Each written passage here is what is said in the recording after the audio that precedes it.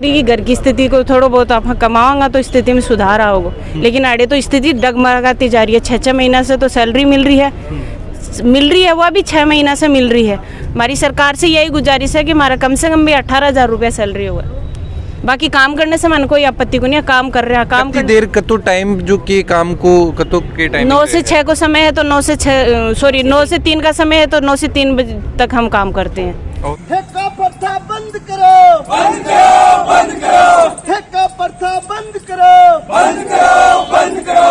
Computer operator union जिंदाबाद, जिंदाबाद, जिंदाबाद। कंप्यूटर ऑपरेटर यूनियन जिंदाबाद, जिंदाबाद, जिंदाबाद। संविदा कर्मियों को नियमित करो, नियमित करो, नियमित करो। संविदा कर्मियों को नियमित करो, नियमित करो, नियमित करो। मुख्यमंत्री होश में आओ, होश में आओ, होश में आओ। मुख्यमंत्री होश में आओ, होश में आओ, होश में आओ। खबरलोक चैनल पर थारो बहुत बहुत स्वागत है। झुंझुनू को जो बीडीके हॉस्पिटल है, कंप्यूटर ऑपरेटर्स ही आज जो धरना प्रदर्शन पर बैठे हैं, बातचीत कर सकें कि कौन से के मुख्य की मांग ही बन लेके अभी प्रदर्शन कर रहे हैं और कता दिन को ये प्रदर्शन वगैरह रखे हुए है। अभी हालांकि जो देख रहे होते कि कंप्यूटर ऑपरेटर्स के प्रदर्शन करने की वजह, धरना पर बैठने की वजह पूरा हॉस्पिटल की व्यवस्था है जो अभी डगमगा रही है।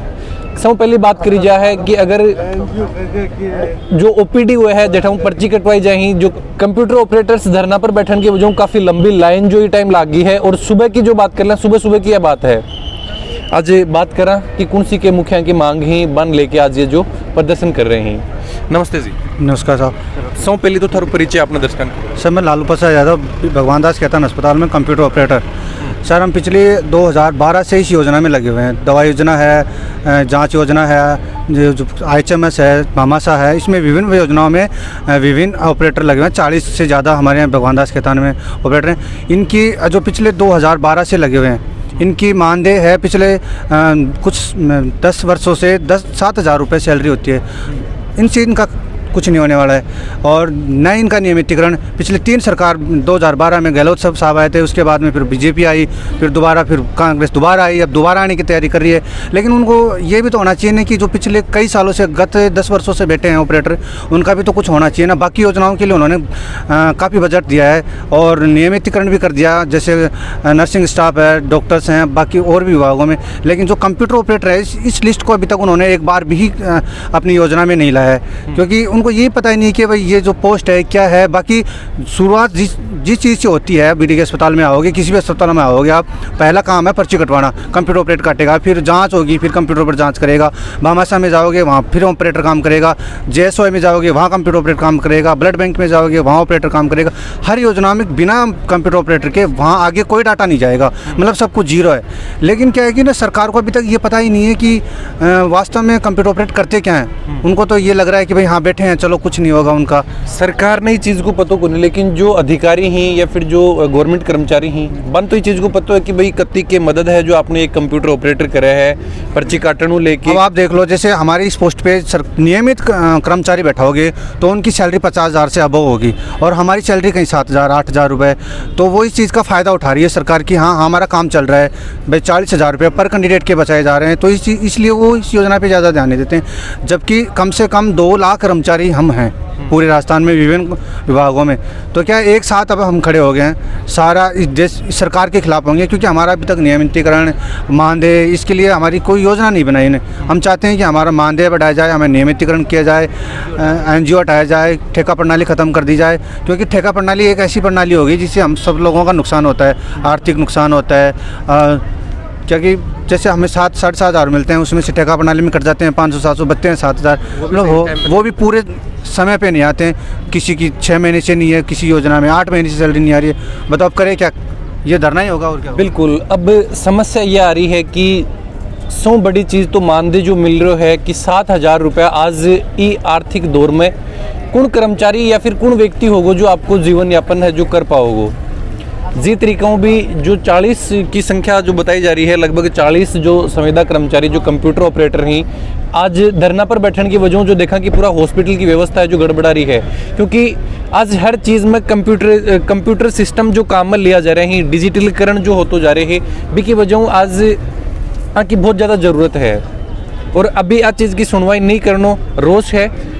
काफ़ी जो युवा और अठा की देखा कि महिला भी ही जो लगातार अभी अठे बैठी ही आऊँ भी आप बातचीत करा क्यों पहली लगभग भाई साहब थे कताक टाइम जो काम कर रहे हो? सलमान 5 साल हो गए काम कर रहे हैं। अच्छा, तो अभी तक की तरीकों की पहले भी कोई मांग करी ही सरकारों की कुछ सुनवाई जो करी जाए? पहले दिएगा घोषणा में लिएड़ा अनियमितीकरण का वही कोने अब तक चेतरी कोने सरकारी।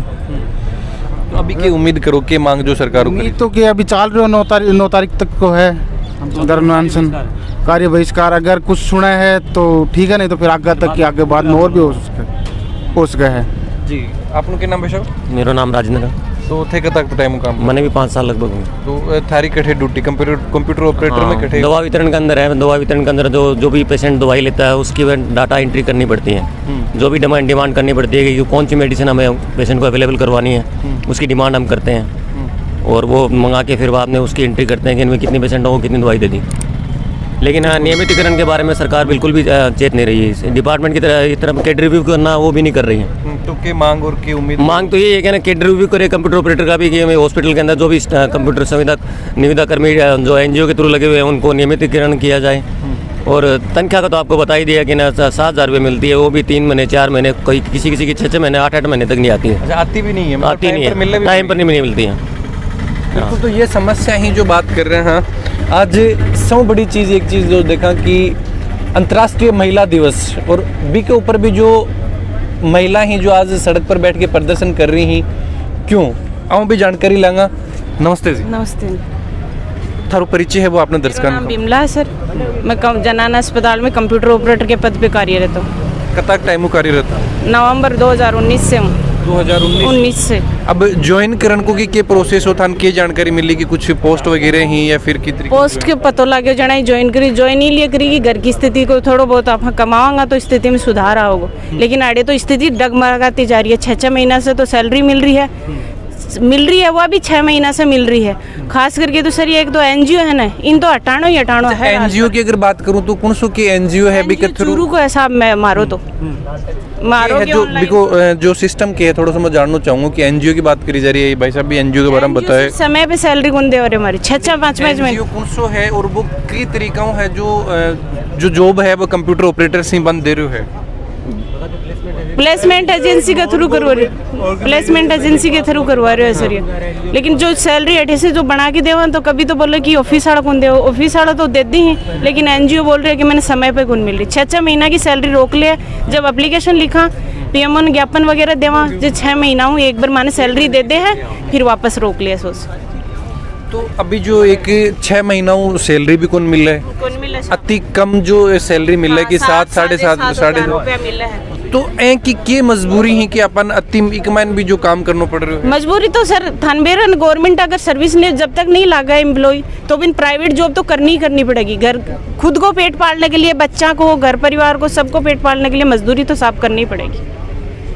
बिल्कुल, क्योंकि लगभग जो 8 घंटा काम भी करे हैं और भी के बाद में परिवार भी संभाले हैं।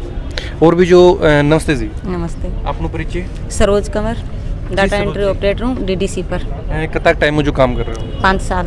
5 साल हो गए। हाँ सर, ये जो मांगे हैं ना ये पूरे राजस्थान की एक साथ हैं कि नियमितीकरण का, वेतनमान देय का और ये प्लेसमेंट एजेंसी का हटाने का, ये सारी पूरे राजस्थान के बच्चों की एक साथ हैं। सरकार इस ओर ध्यान दें, समझें कि भाई ये भी अपना वोट बैंक समझो इनको कम से कम।